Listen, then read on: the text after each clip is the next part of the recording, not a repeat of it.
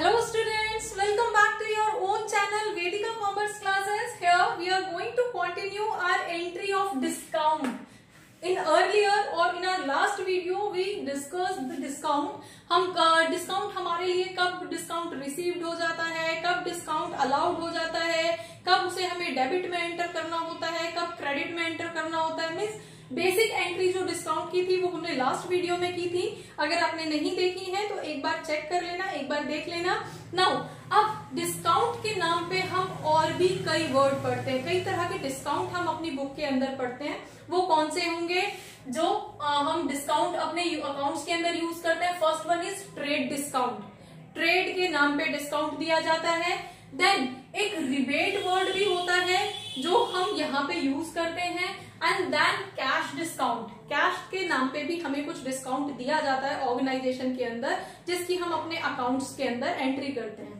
ठीक है, तो सबसे पहले हम कैलकुलेशन से पहले हम ये जान लेंगे इनके बीच में डिफरेंस क्या है, सिमिलैरिटीज क्या है, क्यों यूज किए जाते हैं अकाउंट्स का अपनी बुक्स ऑफ अकाउंट्स प्रिपेयर करते टाइम। तो हमारे पास इनके बीच में कुछ डिफरेंसेस हैं। First one is nature.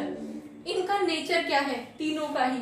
तो ट्रेड डिस्काउंट हमेशा सेल और परचेज पे अलाउड होता है ऑफ सर्टेन क्वांटिटी। अगर आप एक सर्टेन क्वांटिटी सेल या परचेज करते हो तो आपको ट्रेड डिस्काउंट दिया जाता है। बल्क खरीदने पे आपको जो डिस्काउंट दिया जाता है उसको ट्रेड डिस्काउंट बोलते हैं। जैसे कि आप नॉर्मली कहीं भी शॉपिंग के लिए जाते हो तो आप देखते हो ना, फ्लैट 50% ऑफ, 60% ऑफ, 40% ऑफ, इस तरह का जो पब्लिक ऑफरिंग्स होती हैं, या आप इतनी क्वांटिटी खरीदोगे तो आपको इतना फ्री मिलेगा। कई बार होता है ना, buy 2 get 1 free, buy 3, buy 5, what और आपको कुछ एक स्पेसिफिक ऑफर दिया जाता है, वो हमारा ट्रेड डिस्काउंट के अंदर पढ़ा जाता है। मीन्स क्वांटिटी के लिए आपको जो प्राइस कम करके दिया जाता है। आप अगर बल्क में खरीदोगे तो आपका जो लिस्ट प्राइस है उसको कम कर दिया जाएगा। ठीक है, उसको हम डिस्काउंट बोलते हैं, या क्वांटिटी के लिए वो डिस्काउंट मिला है तो उसको हम ट्रेड डिस्काउंट बोलते हैं। ठीक है, नेक्स्ट आपका रिबेट। अब रिबेट भी क्वांटिटी के लिए ही दिया जाता है, लेकिन अदर देन ट्रेड डिस्काउंट। यहां पे कंफ्यूजन आती है। बच्चे क्लास क्रॉस करते चले जाते हैं, पास आउट करते चले जाते हैं, और बच्चों का मेन डिफरेंस यहां पे बना रहता है। ट्रेड डिस्काउंट और रिबेट में डिफरेंशिएट नहीं कर पाते। अगर पूछने लगो बच्चों से तो रिबेट क्या होता है और ट्रेड डिस्काउंट क्या होता है, दोनों में डिफरेंस क्या होता है, वहां पे वो क्लियर नहीं होते हैं। तो आज हम पहले उसको क्लियर कर लेते हैं, फिर हम आगे बढ़ेंगे। ट्रेड डिस्काउंट था हमारा जो सर्टेन क्वांटिटी सेल करने के लिए, पब्लिक ऑफरिंग, अपनी सेल को प्रमोट करने के लिए आपने जो डिस्काउंट दिया है वो ट्रेड डिस्काउंट था। अब आपका रिबेट आता है। ट्रेड डिस्काउंट के अलावा भी कुछ रीजंस के लिए आपको कुछ डिस्काउंट देने पड़ते हैं, दैट इज कॉल्ड रिबेट। जैसे कि आपने सेल तो कर दी, लेकिन उस सेल की जो क्वालिटी थी वो अच्छी नहीं थी, खराब थी, बेकार थी। ठीक है, अब जिसको आपने सेल की है वो उसको एक्सेप्ट करने को तैयार नहीं है। वो बोल रहा है कि एज पर माय इंस्ट्रक्शंस तो आपका सामान नहीं है, मैं इसे वापस कर दूंगा। ठीक है, तो अब मेरी सेल जो है वो रिटर्न होके वापस आ जाए, उससे बेटर है कि हम उसको कुछ ऑफर्स दे दें कि ठीक है, आपकी जो भी अमाउंट बनता है उस अमाउंट में से आप कुछ अमाउंट कम करके दे देना। ठीक है, आप कुछ अमाउंट कम करके दे दो और सामान अपने पास रख लो। अब इस पे अगर दोनों पार्टी एग्री करती हैं तो दोनों खुश, सेल करने वाला भी खुश और बायर भी खुश, और हमारा जो सेल था वो रिटर्न भी होके नहीं आई। तो इस कंडीशंस में आपको जब कुछ डिस्काउंट देना पड़ता है तो वो डिस्काउंट आपका रिबेट बोला जाता है। नेक्स्ट आपका कैश डिस्काउंट। अब कैश तो वर्ड के साथ ही लगा हुआ है कैश डिस्काउंट में। तो कैश मीन्स अगर आप कैश पेमेंट करते हो with in my specified limit, मैंने जितनी लिमिट आपको दी है फॉर से 14 days, 15 days, 3 weeks, 45 days, whatever, जितनी भी डेज मैंने आपको दी हैं, अगर उतनी डेज के अंदर आप कैश पेमेंट कर देते हो तो आपको कैश डिस्काउंट मिलेगा, अदरवाइज नहीं मिलेगा। ये प्योरली कंडीशनल डिस्काउंट होता है। ठीक है। अगर आपने स्पेसिफाइड टाइम लिमिट के अंदर पेमेंट कर दी है तो कैश डिस्काउंट अलाउड होगा, अदरवाइज नहीं होगा। ठीक है। Next is transaction. अब ट्रांजैक्शन क्या है? ये जो भी ट्रांजैक्शन हमारी सेल की या परचेज की हो रही है, ट्रेड डिस्काउंट, चाहे वो ट्रांजैक्शन कैश में हुई हो चाहे वो ट्रांजैक्शन क्रेडिट में हुई हो, दोनों के ही केस में ट्रेड डिस्काउंट दिया जाएगा। ठीक है।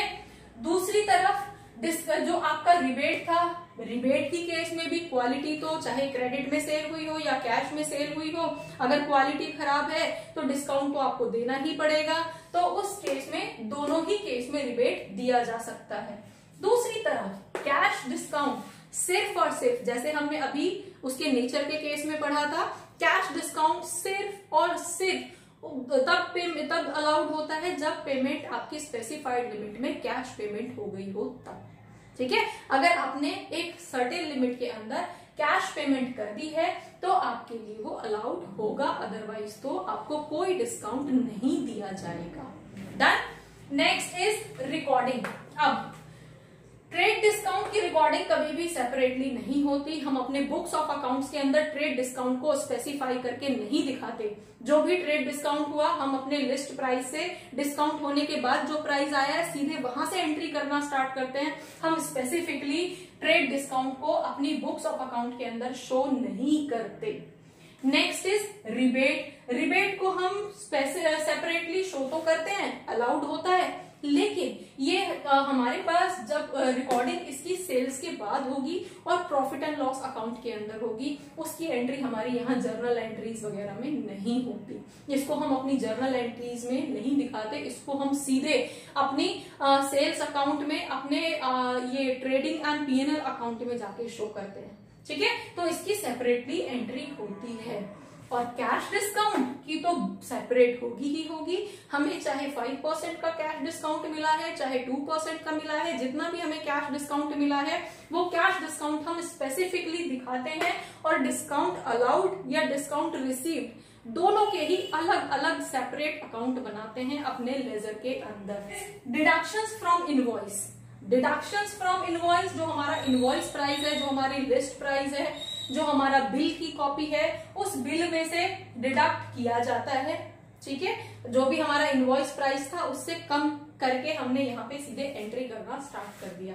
ये सेल से डिडक्ट किया जाता है और इसकी एंट्री जैसे हम अभी डिस्कस कर रहे थे ट्रेडिंग अकाउंट के अंदर की जाती है, क्योंकि ये जो ट्रांजैक्शन है वो सेल होने के बाद में होती है। ये जो रिबेट है, ये जो डिस्काउंट है, ये इस टाइप का रिबेट टाइप का जो डिस्काउंट है वो सेल होने के बाद में, मीन्स ये पोस्ट सेल डिस्काउंट है। और ये बाकी दोनों हमारे प्री सेल्स हैं। सेल्स को प्रमोट करने के लिए या पेमेंट को प्रमोट करने के लिए कैश डिस्काउंट या ट्रेड डिस्काउंट लिया जाता है। सिर्फ यही रिबेट ही एक ऐसा डिस्काउंट है जो सेल होने के बाद में दिया जाता है। ठीक है। देन कैश डिस्काउंट में हम अलग से इसको डिडक्ट नहीं करते हैं। हम जो भी अमाउंट आ रहा है डिडक्शन का वो अकाउंट हम उसके साथ में शो करते हैं, इतना अमाउंट हमारा डेबिट या क्रेडिट कैश डिस्काउंट के नाम पे हुआ है। ठीक है। देन हमारा रिलेशन जो है, इसका रिलेशन, ट्रेड डिस्काउंट का रिलेशन जो है वो सेल और परचेज ऑफ गुड्स है, कि ज्यादा से ज्यादा आप ये ऑफर्स पब्लिक को क्यों दे रहे हो, कि ज्यादा से ज्यादा आपका सामान बिक पाए। ठीक है। ज्यादा से ज्यादा लोग उसको खरीदे ऑफर्स को देख के। दूसरी तरफ रिबेट जो है वो रिलेटेड टू सेल्स और परचेज ऑफ गुड्स है। सेम इसी मैनर में ही आप सेल कर रहे हो, परचेज कर रहे हो आप, क्योंकि इस बार आपकी क्वालिटी खराब थी, आपका जो बायर था वो आपके प्रोडक्ट को वापस करने वाला था, आपने उसको ऑफर दे दिया जिससे वो भी खुश है और आप भी खुश है, आपकी सेल्स रिटर्न नहीं हुई और आपके रिलेशन भी स्मूथ रहेंगे, आपके रिलेशंस भी स्पॉइल नहीं हुए और आगे भी आपका बिजनेस जो है वो कंटिन्यू रहेगा। तो उस वजह से ये रिबेट दी जाती है। ठीक है। तो इसका पर्पस भी सेल ऑफ गुड्स है। ठीक है। सेल परचेज ऑफ गुड्स है कि सेल परचेज हमारी जो ट्रांजेक्शन्स है वो कंटिन्यू चलती रहें। दूसरी तरफ कैश डिस्काउंट, ये पेमेंट से रिलेटेड होती है। अगर आपको पेमेंट चाहिए तो उस केस में ये डिस्काउंट दिए जाते हैं। आपको जितनी जल्दी पेमेंट चाहिए, आपने सेल की है, आप अपने बायर को ये ऑफर दे रहे हो कि अगर आप इतने टाइम के अंदर अंदर मुझे कैश पेमेंट कर देते हो तो मैं आपको इतने % का एक्स्ट्रा डिस्काउंट दूंगा। तो ये आपकी कैश पेमेंट को प्रमोट करने के लिए या कैश पेमेंट रिसीव करने के लिए ये कैश डिस्काउंट दिया जाता है। तो होपफुली आपको इन तीनों का डिफरेंस समझ में आ गया होगा। अब आगे हम एक न्यूमेरिकल एग्जांपल लेके इसको सॉल्व कर लेते हैं। अब हम अपना एक एग्जाम्पल ले लेते हैं, एक न्यूमेरिकल एग्जाम्पल ले लेते हैं, किस तरह से हम ट्रेड डिस्काउंट को शो नहीं करते हैं, किस तरह से हम कैश डिस्काउंट को शो करते हैं, परचेज के केस में कैसे एंट्री करेंगे और सेल्स के केस में कैसे एंट्री करेंगे। ठीक है, सपोज हम परचेज का एग्जाम्पल लेते हैं। हमने गुड्स परचेज की हैं, परचेज गुड्स ऑफ ₹1 लाख। ठीक है, एट द आपका जिसमें trade discount at the rate of 20% and cash discount at the rate of 10%, हम ये लेके चलते हैं। ठीक है, अब हम परचेज कर रहे हैं। परचेज के केस में हमारा डिस्काउंट क्या होगा, डिस्काउंट रिसीव्ड, क्योंकि जब हम खरीदने जा रहे हैं तो हमें ज्यादा अमाउंट के बदले में थोड़ा कम अमाउंट पे करना पड़ेगा, कैश आउटफ्लो हमारा कम होगा, तो हमारे लिए ये इनकम या गेन के फॉर्म में काम करेगा। ठीक है, तो अब इसकी एंट्री हम करेंगे।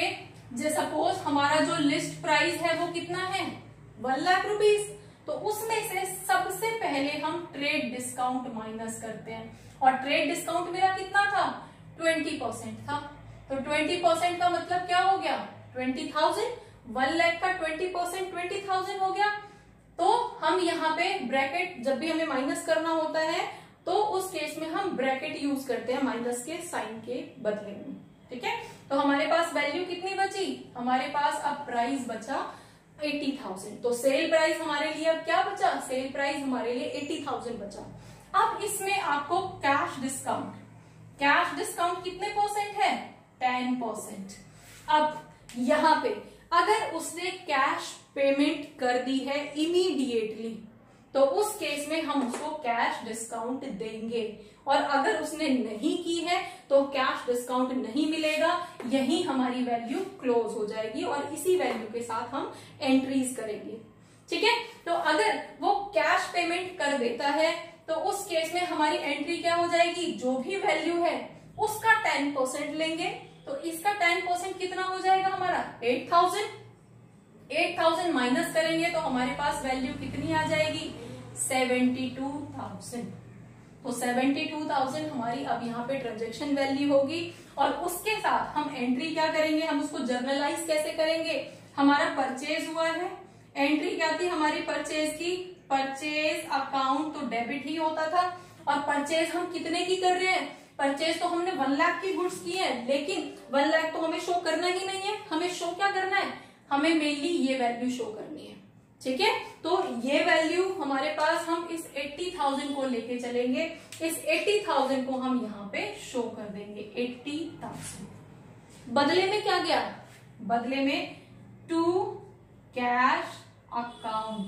अब कैश अकाउंट में हमने कितना कैश दिया है, कैश तो हम सिर्फ इतना दे रहे हैं 72,000, तो हमारे पास यहाँ पे क्या हो जाएगा 72,000। बदले में ये क्या था हमारा discount, to discount received account. कितने का डिस्काउंट मिला हमें, 8,000 का। तो 80,000 की ट्रांजेक्शन हुई, 72,000 हमें सिर्फ कैश पे करना पड़ा और 8,000 रुपीज हमारे बच गए, इसलिए ये डिस्काउंट हमारे लिए गेन की तरह काम करेगा और हम यहाँ पे इसको शो करेंगे। अब देखो, हमने जैसे पहले उसमें डिस्कस किया था, हम ट्रेड डिस्काउंट को शो नहीं करते, हमने यहाँ पे कहीं शो नहीं किया। 1 लाख की जगह सीधे हमने वैल्यू कितने की लिखी है, 80,000 की। डन। अब उसमें से भी हमने पे कितना किया है, सिर्फ 72,000, और 8,000 हमारा डिस्काउंट हो गया, हमारे लिए इनकम हो गई। तो इस तरह से हम इसकी एंट्री शो करेंगे और यहाँ पे हम नरेशन लिख देंगे, बीइंग गुड्स परचेज्ड, ठीक है, for ₹80,000 at cash discount of 10%। यहां पे आपने इसको ट्रांजेक्शन को कंप्लीट कर दिया। डन। अब यहां पे तो ये तो केस था when cash is paid fully. अगर आपने कैश जो है वो फुली पे किया है, फुली पेड, सारा का सारा 80,000 था और आप इमीडिएटली अभी सेटल कर रहे हो, सारी ट्रांजेक्शन अभी खत्म कर रहे हो, पीछे के लिए कुछ भी नहीं रख रहे हो, तो उस केस में हमारी एंट्री ये होगी। लेकिन अगर यहाँ पे हमारे पास दूसरा और ऑप्शन दिया हुआ होता है कि सिर्फ half payment is made with in specified limit, सिर्फ हाफ पेमेंट हुई है, तो हाफ पेमेंट के टाइम पे हमें कैश डिस्काउंट मिलेगा क्या? हमारी 80,000 की ट्रांजैक्शन होनी थी, 80,000 में से भी मैंने पूरी पेमेंट नहीं की है, मैं सिर्फ आधी पेमेंट कर रहा हूं, तो मुझे कैश डिस्काउंट भी सिर्फ आधी पेमेंट पे ही मिलेगा। आधी पेमेंट मीन्स हमारी पेमेंट, हमारा प्रोडक्ट कितने का था? हमारा प्रोडक्ट 80,000 का था, हमारी जो ट्रांजेक्शन थी वो 80,000 की थी। अब 80,000 में से हम 40,000 हाफ ऑफ कर रहे हैं ना, तो 40,000 तो हम कैश पेमेंट कर रहे हैं अभी इमीडिएटली, और 40,000 की जो परचेज है वो मेरी क्रेडिट परचेज है। ठीक है, तो जो क्रेडिट परचेज का पार्ट है उस पे कोई डिस्काउंट नहीं दिया जाएगा। तो डिस्काउंट किस पे दिया जाएगा? जो कैश पेमेंट हो रही है। अगर आधी पेमेंट हो रही है वो आधी पे ही डिस्काउंट दिया जाएगा। तो इसके अकॉर्डिंग हमारा जो cash discount at the rate of 10% होगा, तो 40,000 का 10% हमारा 4,000 होगा। तो 4,000 हम माइनस कर देंगे, तो हमारे पास क्या हो जाएगा? कितना अमाउंट बचा? कितना पे करना पड़ेगा हमें? 36,000। हाफ पेमेंट करने के लिए हमें 36,000 पे करना पड़ेगा और 4,000 का हमें डिस्काउंट मिल जाएगा। डन। तो हमारी एंट्री क्या हो जाएगी यहाँ पे? Purchase account debit. अब परचेज अकाउंट तो हमारा 80,000 का ही था, तो उसको तो हम 80,000 लिखेंगे। अब क्रेडिट में जस्टिफाई करेंगे कि ये 80 कहां से आया। सबसे पहले तो हमने सपोज मिस्टर ए से खरीदा था, मिस्टर ए से खरीदा था। अब ए से खरीदा है तो 40,000 का तो क्रेडिट पे खरीदा है ना, और क्रेडिट की एंट्री क्या थी? क्रेडिट परचेज की एंट्री क्या थी हमारी? Purchase account debit to mister A, यही थी ना। तो जो 40,000 की ट्रांजेक्शन हुई है उसमें तो उनका नाम ही यूज करना पड़ेगा, तो हमारे पास हो जाएगा टू मिस्टर ए 40,000। तो 40 तो सेटल हो गई। अब बची हुई 40 को कैसे एडजस्ट करेंगे? बची हुई 40 हमारी इस वे में जो हमने यहाँ पे कैलकुलेट की है इसको शो करेंगे। तो हमारे पास क्या हो जाएगा? टू कैश कितना गया? कैश अकाउंट, कैश तो हमारा सिर्फ 36 गया ना, तो cash account 36,000 and then to discount received account 4,000। अब हमारे पास 40,000, 36,000, 4,000 टोटल इज 80,000 ना। हमारी जो डेबिट है, जो हमारी डेबिट एंट्री है वो हमारी क्रेडिट एंट्री के इक्वल हो गई है। दोनों का अमाउंट हमारा सेम आ गया है, और नीचे हम नरेशन लिख देंगे, being goods purchase from mister A 50% on credit and 50% cash on cash basis and discount received at the rate of 10%। Done. तो होपफुली आपको यहाँ पे परचेज की एंट्री समझ आ गई होगी। ठीक है, अब हम एक एंट्री इसी को रिवर्स करके सेल्स में करके, अब सपोज यही जो है वो परचेज ना करके हम इसको सोल्ड कर देते, सोल्ड गुड्स। तो सोल्ड गुड्स के केस में हमारी एंट्रीज क्या हो जाएंगी? बाकी तो सब सेम ही रहेगा। अब सोल्ड गुड्स में 1 लाख का मैंने सामान बेचा है, मैंने 20% का ट्रेड डिस्काउंट दे दिया, तो अब मेरे पास पैसा कितना आएगा? 1 लाख के बदले में 80,000। और 80,000 में भी अगर उसने मुझे कैश इमीडिएटली पे कर दिया तो मैं उसको 10% का डिस्काउंट एक्स्ट्रा दे दूंगा, तो उस केस में मेरे पास कैश कितना आएगा? सिर्फ 72,000। तो सेल की एंट्री हमारी क्या हो जाएगी? हमारे पास कैश कितना आ रहा है, जो चीज आएगी उसको हम डेबिट करेंगे, तो कैश अकाउंट डेबिट 72,000। ठीक है, और अब ये जो डिस्काउंट है ये मेरे लिए लॉस की तरह काम करेगा, है ना। 80 के बदले में मुझे सिर्फ और सिर्फ 72 मिल रहे हैं, तो discount allowed account debit 8,000 to sales account 80,000। 80 हमारा बैलेंस हो गया, और नरेशन हम लिख देंगे, being goods sold for ₹80,000 at the cash discount of 10%। Then अगर ये वाला केस लेते हैं तो अगेन हाफ पेमेंट हुई है, तो 80,000 में से वो सिर्फ हाफ पेमेंट अभी कर रहा है, तो मैं उसको डिस्काउंट भी सिर्फ हाफ पे ही दूंगा, ठीक है। और हाफ जो हुई है उसका मुझे मेरे पास पूरा पैसा आएगा। तो हमारे पास एंट्री क्या हो जाएगी, तो हमारे पास हो जाएगी कैश कितना आ रहा है, cash account debit 36,000, then discount allowed account debit 4,000 and जो 40,000 की क्रेडिट सेल है वो हम एज इट इज लिखेंगे, मिस्टर ए डेबिट 40,000 के लिए, मीन्स वो 40,000 पे करेंगे बाद में टू सेल्स अकाउंट। ये किसका रिकॉर्ड है, सेल्स का, 80,000 सेल्स के बदले में 40,000 तो अभी क्रेडिट हैं जो बाद में आएंगे, 36,000 इमीडिएटली आ गए हैं, और जिसके लिए मुझे 4,000 का डिस्काउंट देना पड़ा है। तो हम नरेशन लिख देंगे, बीइंग गुड सोल्ड फॉर 80,000, ठीक है, at a cash discount of this half payment is made. तो हमारी जो नरेशन थी हम वो यहाँ पे लिख देंगे।